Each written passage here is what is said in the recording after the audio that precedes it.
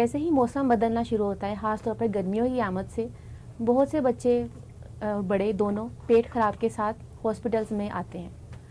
आज हम डिस्कस करेंगे डॉक्टर सलमान यूनुस के साथ पेट ख़राब क्यों होता है, और अगर हो जाए तो उसका इलाज हम घर में कैसे करेंगे और किस वक्त हमें हॉस्पिटल आना है डॉक्टर के पास।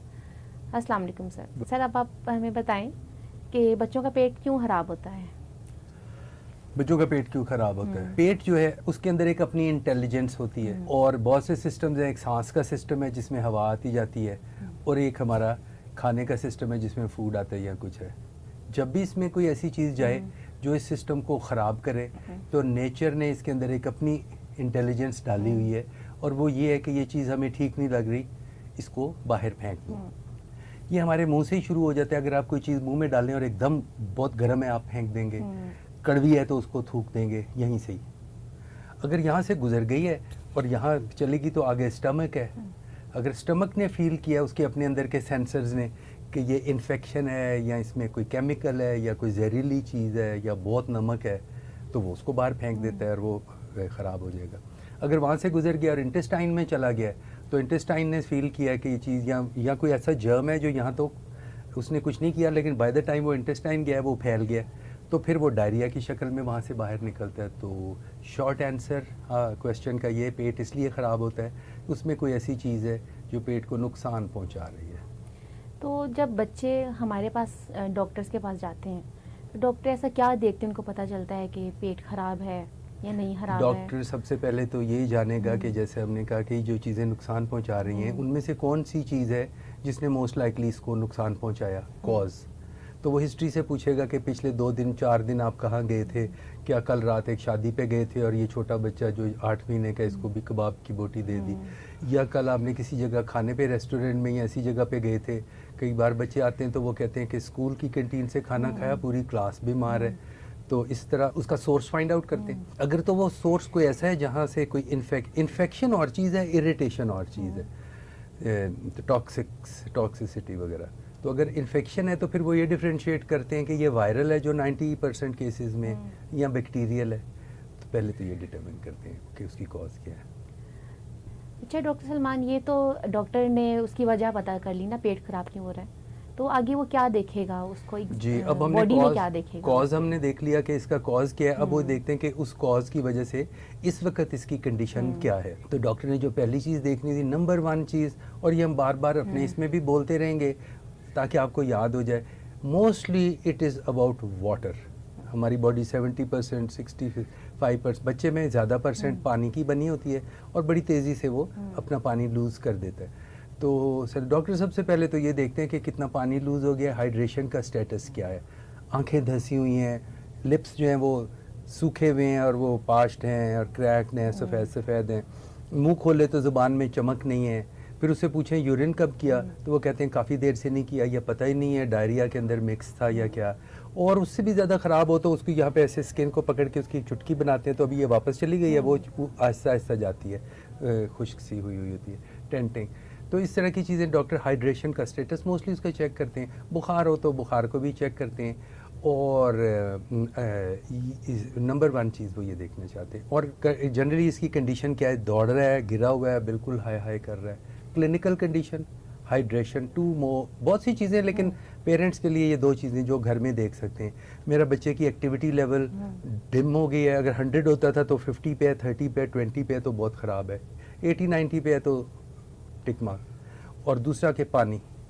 तो घर में पेरेंट्स ये देख सकते हैं कि बच्चा एक्टिव है या नहीं एक्टिव है, और हाइड्रेशन के लिए उसका यूरिन कैसा आ रहा है, यूरिन आ रहा है या बहुत पीला आ रहा है या क्लियर आ रहा है, उसमें आइडिया हो जाएगा। जी, अब हम हाइड्रेशन का देखते हैं कि किसी को बड़ा हो छोटा हो उसको अपनी हाइड्रेशन का कैसे पता चलता है।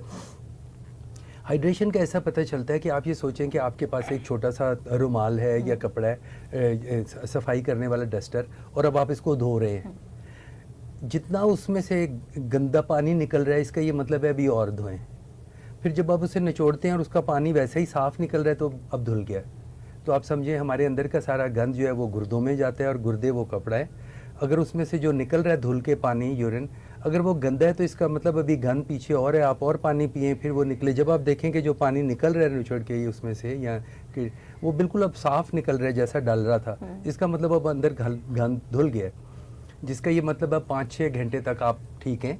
5-6 घंटे बाद बॉडी और गंद तोड़ फोड़ का गुर्दों में फेंकेगी और वो वहाँ से निकालना है। So look at the colour of the urine और the water that is going out. तो कैसे डिसाइड किया जाएगा कि बच्चे को घर में मैनेज करना है कि उसको हॉस्पिटल में एडमिट करना है? जी, बड़ा गुड क्वेश्चन है, क्योंकि बच्चा जो है उसके घर में 2 किस्म के ओपिनियन इकट्ठे होते हैं। यूजुअली मदर को कुदरत ने उसकी जिम्मेदारी ज़िंदगी की क्रिएट करने, सस्टेन करने की, वो सबसे पहले कहती है मेरा बच्चा ठीक नहीं है, इसको लेके जाओ। फादर को क्योंकि पैसे खर्च करने की मोस्टली और डॉक्टर के पास ले जाने की जिम्मेदारी है, तो वो यूजुअली कई दफ़ा कहते हैं कि अभी देख लो। उलट भी कई दफ़ा हो जाता है, फादर कहते हैं पहले ले जाओ, और कई दफ़ा दोनों माँ बाप का तो ख्याल होता है, कोई बड़ा घर का बुज़ुर्ग जिसका ख्याल होता है कि मैं भी अब रेलेवेंट हूँ, मैं रहूँ, तो वो बीच में उन्हें कहता है ऐसे करो, हमारा भी तजुर्बा है ये। तो there is always a conflict कि कब लेके जाना है या कब लेके नहीं जाना। तो इसका तो क्वेश्चन मेरे ख्याल में ये है कि वेन एवर इन डाउट, अगर आप इसके बारे में डाउट है और एक शख्स कह रहा है कि जाना है, एक शख्स कह रहा है कि नहीं जाना, तो फिर जो कह रहा है कि जाना है उसकी बात प्रोबेबली सही है, क्योंकि किसी भी जगह पे डाउट जब क्रिएट हो जाता है, जैसे मैंने आपको कहा है कि मुझे लगा इस कमरे में सांप है और बाकी 3 कहे नहीं, हमारा ख्याल है कि नहीं है, फिर भी आप सब निकल जाएंगे, एक दफ़ा तसल्ली करेंगे। सो जो रिस्क की तरफ निशानदेही कर रहा होता है उसकी सुन लेनी चाहिए। लेकिन अगर साइंस क्या है, बहरहाल वो तो जनरल रूल है। साइंस ये है कि कब बच्चे को लेके जाना चाहिए, जब आप फील करो कि 7-8 आवर्स हो गए, यूरिन आउटपुट नहीं है, बच्चा जैसा हमने कहा कि गिरा हुआ है, उसकी एक्टिविटी ठीक नहीं है और हाइड्रेशन के साइंस, उसके मुंह सूखा वूखा हुआ है। हम इसको डॉक्टर 3%, 5%, 10% हाइड्रेशन की तरीके से ग्रेड करते हैं, जो एक टेक्निकल डिटेल है। आपको सिर्फ ये मालूम होना चाहिए कि अगर ज़रा सा भी बच्चा सूखा महसूस कर रहा है तो वो ऑलरेडी काफ़ी डिहाइड्रेटेड हो चुका है। So first sign of dryness you bring to the और लो एक्टिविटी। अच्छा, अगर एक सिनेरियो है कि बच्चा रूटीन में घर में खेल रहा है, सडनली शाम को उसको लूज मोशन आना शुरू हो गया, तो उसमें मदर क्या करे? वो क्या खुराक में चेंजेस लेकर आए या उसके बारे में बताएंगे? फौरी तौर पे डॉक्टर के पास आए?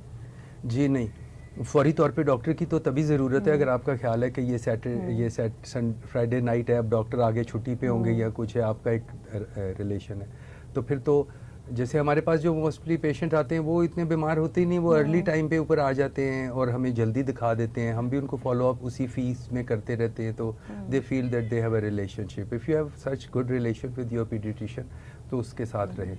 और लेकिन यहाँ पर मोस्ट लोगों का तो कोई पक्का, बस वो ख़राब होते हैं तो किसी के पास चले जाते हैं, डॉक्टर के पास, उनका कोई रेगुलर, उनके पास दर्जी अपना है, उनके पास मेकअप वाला अपना है, उनके पास बाकी सब चीज़ें अपनी हैं, जैसे स्कूल भी बच्चे का अपने। लेकिन जो बच्चे का डॉक्टर है वो ऐसे ही है कि जैसे गाड़ी भी एक मिस्त्री है जो ठीक करता है या वर्कशॉप के ऊपर चेंज होता है। डॉक्टर बस सड़क पे गए, जो भी मिल गया उसे इलाज कर लिया, इसको दिखा दिया, उसके फिर दिखा दिया, घर में तजुर्बा कर दिया। If you have a good doctor patient communication, तो फिर तो उसके वो आपको बताएगा कि वो आपके बच्चे को सेहतमंद रखेगा। उसकी ड्यूटी सिर्फ बीमार को ठीक करना नहीं है, सेहतमंद रखना भी है, जो कुछ पीडियाट्रिशियन इसमें फोकस करते हैं।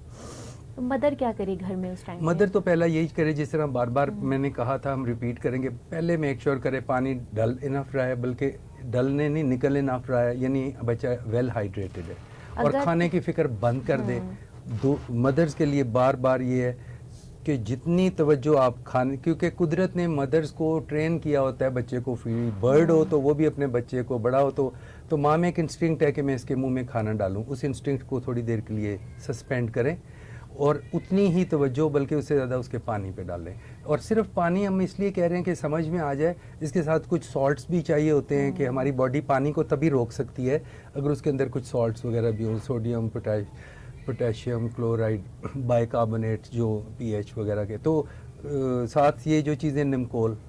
तो बहुत से बच्चे होते हैं वो निमकोल का पानी नहीं पीते, सादा पानी नहीं पीते, वो उनकी डिमांड होती है उन्होंने खाना खाना है, स्पेशली नगेट्स खाने हैं, पराठा खाना है, बाहर का कुछ खाना है। हाँ तो मदर्स फिर उनको होता है कि बच्चे को बहुत ज़्यादा मोशन आ रहे हैं, वो तो वो कमज़ोर हो गया तो कुछ ना कुछ खाएगा। कहते मेरे बच्चे सुबह से कुछ नहीं था खाया, पानी तो पिया नहीं, मैंने कहा चलो 2 नगेट ही खा ले। तो या फिर कुछ ये ठीक है या ये नहीं करना चाहिए, आप इस बारे में बताएं। मैं 2-3 चीज़ें, एक तो हम क्योंकि पेरेंटिंग पे हम फोकस करते हैं या कुछ है, तो हमारी कोशिश ये है कि जो पेरेंट्स हमारी वीडियोस को देख रहे हैं ओवर फ्यू मंथ्स या कुछ over a period of time and after a few videos, उनको समझ लग जाएगी कि एक पेरेंटिंग का आर्ट अगर वो समझ जाएँ तो ये बच्चे की रिस्पॉन्सेज के बेहतर हो जाते हैं। जिस घर में बच्चे जो हैं वो पेरेंट्स के साथ गुड रिलेशन में तो वो उनको ORS पिला लेते हैं वो, और जहाँ बच्चा उधर भाग रहा है वो उधर भाग रहा है, पैनिक है, दादा दादी अलग चीख रहे हैं, वो फिर ड्रिपों में लग जाती हैं उसको, बिकॉज कम्युनिटी। तो try to have a good relation with your child, ताकि वो आपकी चीज़ों को समझ सके और कर सके एज डिपेंडेंट। लेकिन अगर नहीं कर रहा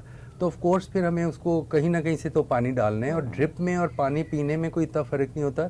एक गिलास पानी में 250 ml मोस्टली होते हैं, तो ये जो ड्रिप होती है बच्चे को, ये 500 ml की 2 गिलास पानी की होती है, और ये छोटी बोतल होती है ये भी 500 ml की होती है।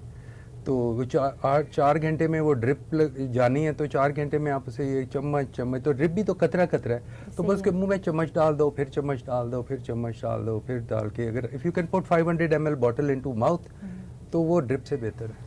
तो मोशन आ रहे हैं तो हमारा फर्स्ट प्रायोरिटी ये होना चाहिए कि हमने उसको पानी पिलाना है जी, खाना नहीं खिलाना है। और इनिशियली मोशन अगर आ रहे हैं तो इसका मतलब अंदर बैक्टीरिया वायरस जो कुछ भी है वो भरी हुई है, तो वो फ्लश हो रही है, तो पानी डालो उसको निकालो। अच्छा, एक बहुत कॉमन प्रैक्टिस है हमारे पेशेंट्स में कि जैसे बच्चे का पेट खराब होता है तो उसको फ्लैजिल दी जाती है और एंटीबायोटिक भी दे दी जाती है। उनको लगता है कि पानी निकल रहा है उसका इलाज फ्लैजिल और एंटीबायोटिक करेगी। जी, तो ये बहुत एक मिसकंसेप्शन है जो हमें क्लियर करने की ज़रूरत है। हाँ जी, देखो ये जो हमारा सिस्टम है ना, हम पाकिस्तान की पूरी कौम जो है वो एक आधी वेस्टर्न आधी देसी मिक्सचर के ऊपर चलते हैं। ये दवाइयाँ जिन लोगों ने बनाई हैं वेस्ट की मेडिसिन जो है, वहाँ के कोई माँ बाप फ्लैजिल दे ही नहीं सकता, दुकान पे बिकती नहीं है, डॉक्टर लिखता है तो उसको मिलती है।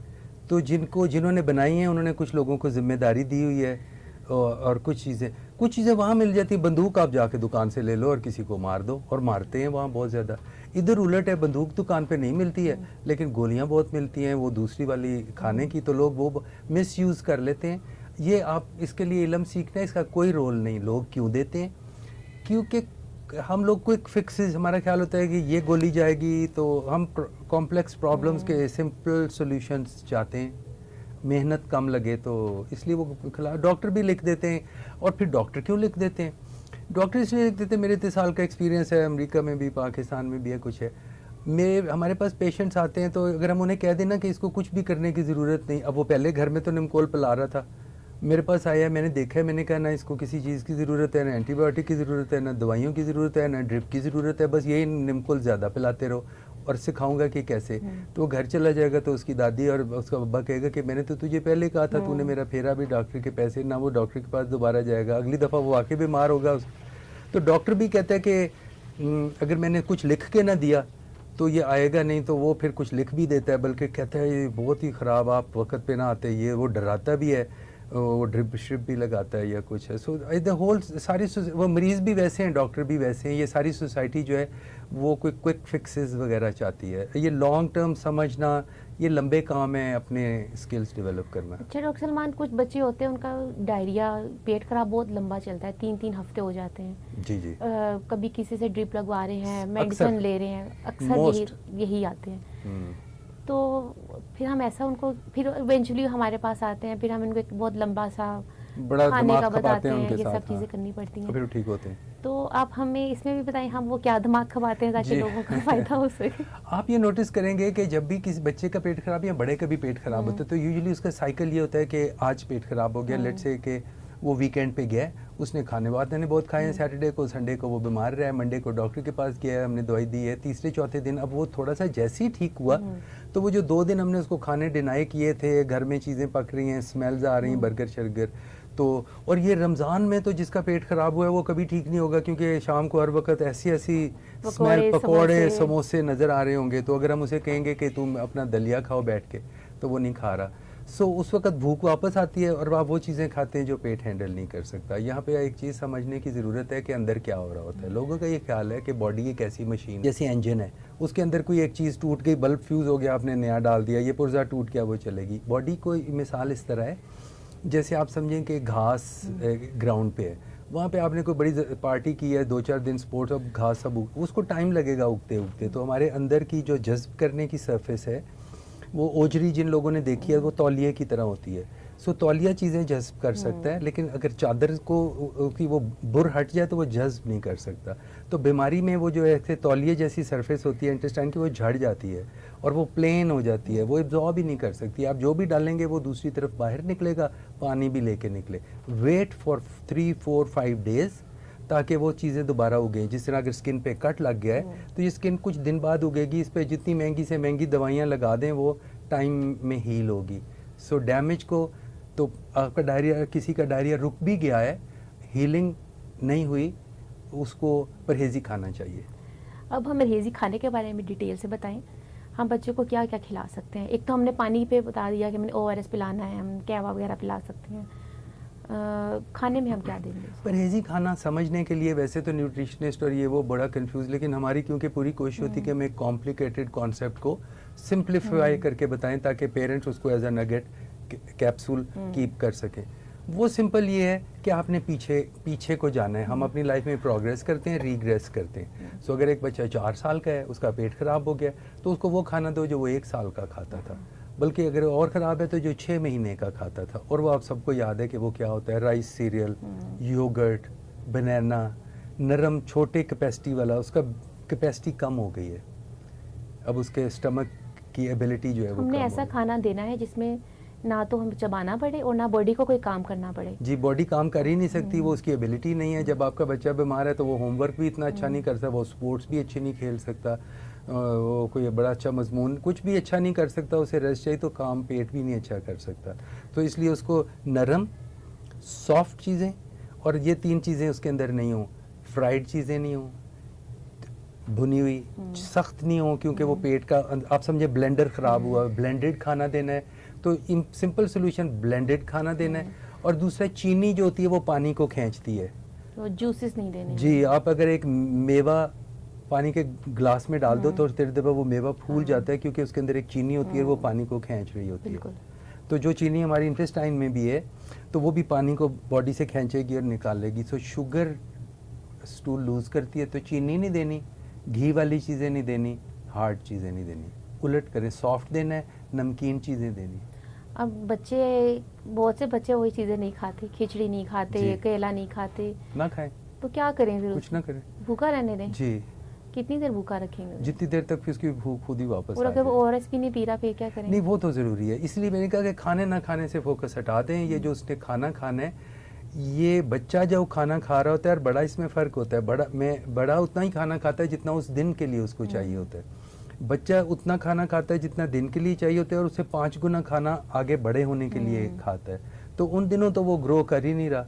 सो अगर एक बिल्डिंग में कंस्ट्रक्शन हो रही है तो वहाँ रोज़ ईंटें पत्थर जा रहे हैं, लेकिन कंस्ट्रक्शन रुकी हुई है तो कुछ भी नहीं जा रहा। बस बच्चा खाना नहीं खाए उसका तो वजन बहुत कम हो जाएगा। जी, तो एक बहुत परेशानी वाली बल्कि बात है। वजन तो वो माएँ आती हैं और आते साथ कहती हैं कि मेरा तो 15 किलो का बच्चा था और ये एक दिन इसने खाना नहीं खाया और वो 14 किलो का हो गया। खाना खाने से एक दिन में किलो नहीं घटता, पानी से घट जाता है। सो ये जो वज़न है ये पानी से घट रहा है, ग्रोथ बाद में होगी। आपकी अर्जेंसी और प्रायोरिटी की, हर चीज़ की प्रायोरिटी होनी चाहिए। जिस बच्चे का पेट ख़राब है उसकी प्रायोरिटी ये नहीं कि वो क्लास में लायक हो रहा है या नहीं, वो वज़न गेन कर रहा है। उसकी प्रायोरिटी ये है कि जो जिस बेस लाइन पे था बीमारी से पहले, बस वहाँ वापस आए। यानी जैसे बच्चे का पेट खराब सही होना शुरू होगा और उसका पानी पूरा होगा, जो वजन कम हुआ है वो उसका वापस आ जाएगा। वजन पानी की कमी से है, पहले उसका पानी पूरा करें, गुड यूरिन आउटपुट कर लें, तीसरे चौथे दिन उसकी भूख बहुत तेज़ी से वापस आएगी। उस तब भी आपने रेजिस्ट करना है। वो कहेगा बर्गर शर्गर दो, तो आपने कहना है आहिस्ता आहिस्ता, फिर नरम चीज़ें, फिर वो 6 महीने की खुराक से साल, फिर 2 साल, 3-4 दिन में उसकी भूख भी आ जाएगी, उसकी कैपेसिटी भी बेहतर हो चुकी होगी हज़म करने की, और वो अपने रिस्टोर कर देगा नॉर्मल फंक्शन। अच्छा, एक बच्चा तो परहेजी खाना खा रहा है, उसके लिए खिचड़ी बन रही है, दलिया बन रहा है, बाकी दूसरे बिरयानी खा रहे हैं। हाँ जी, वो उसके बारे में भी हमें कोई उसके बारे में ये बड़ा अच्छा महीना शुरू हुआ है रमज़ान का। इसके अंदर आप और चीज़ें तो करें, जो स्पिरिचुअल एस्पेक्ट है वो तो हम तो मेडिकल और सोशल पे ज़रा रहेंगे। तो अब आप बताएं कि एक शख्स ने रोज़ा रखा है तो आप सब उसके सामने ख्याल करते हैं उसका कि यार इसका ये एक मुश्किल वक्त से गुजर रहा है, तो हम भी इसके लिए थोड़ा हाथ हल्का रख लें, परले कमरे में जाके खा लें अगर किसी ने उस दिन नहीं रखा हुआ। यही सबक उस किसी भी शख्स के लिए कि अगर एक बच्चा जो है क्लास में उसके टेस्ट हैं वो पढ़ रहा है और बाकी सारे वीडियो गेम खेल रहे हैं तो उसका काम मुश्किल हो रहा है, वो बंद कर दो। अगर एक बच्चे को परहेज़ी खाना है और बाकी सब फ्राई बिरयानियाँ खा रहे हैं तो आप ख़त्म कर दो। कल आपका भी पेट ख़राब होना है, फिर उसको हम कहेंगे कि तू हाथ हल्का कर। So it's more of a social function. उसके ऊपर बर्डन बढ़ाएं नहीं, आप सब उसके साथ चलें, उसको कहें कि तुम अकेले नहीं हो इस मुश्किल वक्त में, हम भी साथ हैं। सब वो खिचड़ी खा रहा है तो बाकी भी थोड़ी बस देर के तो लिए क्या खिचड़ी एक दिन खा ले। खिचड़ी खा ले सब। हमारे तो घर में इसी तरह ये डॉक्टर का घर है, बस जिस दिन बच्चे का पेट खराब हो गया खिचड़ी, एक बड़ा देगचा खिचड़ी के सब वही खा रहे हैं। और उससे फिर बाकियों को भी पता चल जाता है कि कोई बिग डील नहीं, खिचड़ी रेगुलर लोग भी, वरना उसको लगता है कि ये मेरा बीमार की सजा है। So when everybody is eating khichdi is a good food, बस खाओ। डॉक्टर सलमान, अब हमने जितनी भी डिस्कशन की है आप इसको रैप अप करें ताकि फाइनली पेशेंट को पता चल जाए कि कंक्लूजन क्या है, उसने क्या टेक होम मैसेज। जी टेक होम मैसेज ये है कि पेट जो है उसका ख़राब होना कोई ये चीज़ ख़राब होती रहती है, कोई पैनिक ना करें, आपको पता होना चाहिए कि क्या हो रहा है। पहले तो ये देखें कि ये वन वे ट्रैफिक है, तो ये ट्रैफिक की खिलाफ वर्जी नहीं होनी चाहिए, ये उल्टी गलत चीज़ है, ये नहीं आनी चाहिए, तेज़ाब वाला ये नाली नहीं है। तो उल्टी को तो ज़रूर रोकें, और उसको रोकने का तरीका दवाएं नहीं है, उसका तरीका ये है कि जो चीज़ अंदर जा रही है अगर स्टमक इसको नहीं हैंडल कर रहा तो क्वालिटी और क्वांटिटी दोनों में हल्के हो जाए। क्वालिटी से मतलब है कि उसको मुश्किल चीज़ें ना दें, बेबी फूड टाइप दें, और अगर फिर भी उल्टी कर रहा है तो इतना दिया था उल्टी की तो अगली दफ़ा इतना दें, इतने पे उल्टी की तो और आधा करें, ये चम्मच पे चले जाएं। कीप रिड्यूसिंग द क्वांटिटी और quality simplify until the vomiting stops. Glass ORS उल्टी की है तो चम्मच दे दें, चम्मच से उल्टी की है तो ड्रॉपर डाल लें, फिर नहीं करेगा, उल्टी रुक गई। दूसरा डायरिया है, उसको शुरू में नहीं रोकें, बस डालते जाएं ताकि कुछ फ्लश हो जाए, 7-8 घंटे के बाद वो खुद ही ठीक हो जाएगा।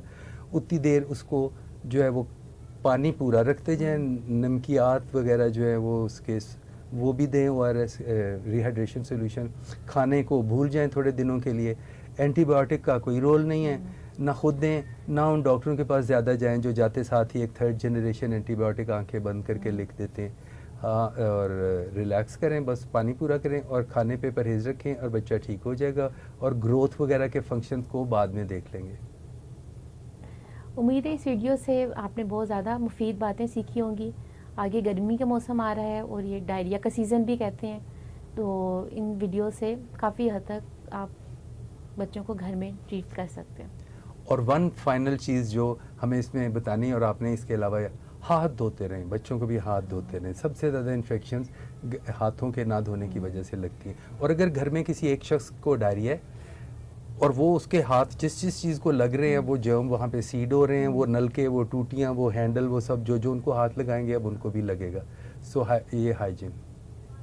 Thank you so much doctor. Thank you very much. Hope आपने इससे कुछ चीज़ें लर्न की होंगी।